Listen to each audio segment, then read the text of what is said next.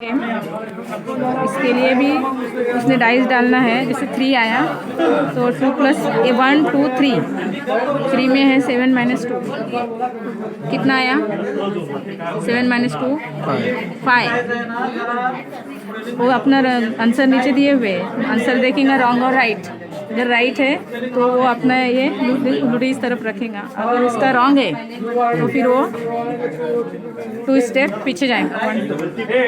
इस तरीके से ये गेम खेलते रहेंगे। फिर इसमें दूसरा ये है दूसरा टाइप है कि हम बोलेंगे कि कौन मैथ चैम्पियन बनना चाहता है, कौन करोड़पति बनना चाहता है। क्योंकि आजकल के बिजनेस में हर जगह पर मैथ्स का ताल्लुक है।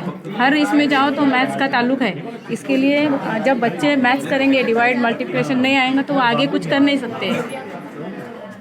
इसके लिए उनको ये नया गेम हमने लिया है कि कौन करोड़पति बनना चाहता है और हॉट सीट पर कौन बैठना चाहता है। सारे बच्चे उंगली ऊपर करेंगे कि हम बैठेंगे। फिर उनको एक सवाल देंगे हम कि जो इस सवाल का जवाब सबसे पहले देगा उसको हम इस हॉट सीट पर बिठाएंगे। जैसे साल के महीने कितने होते हैं या how many months are there in a year, तो जो बताएगा उसको हम हॉट सीट पर, जिसका सबसे पहले आंसर आएगा हॉट सीट पर बैठेगा।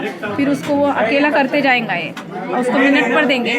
4 बच्चों का ग्रुप बनाएंगे और मिनट पर देंगे। जो सबसे पहले जिसने सॉल्व किया वो भी ना। इससे क्या है बच्चे की मेमोरी बढ़ेगी, बच्चे में कॉन्फिडेंस पैदा होगा।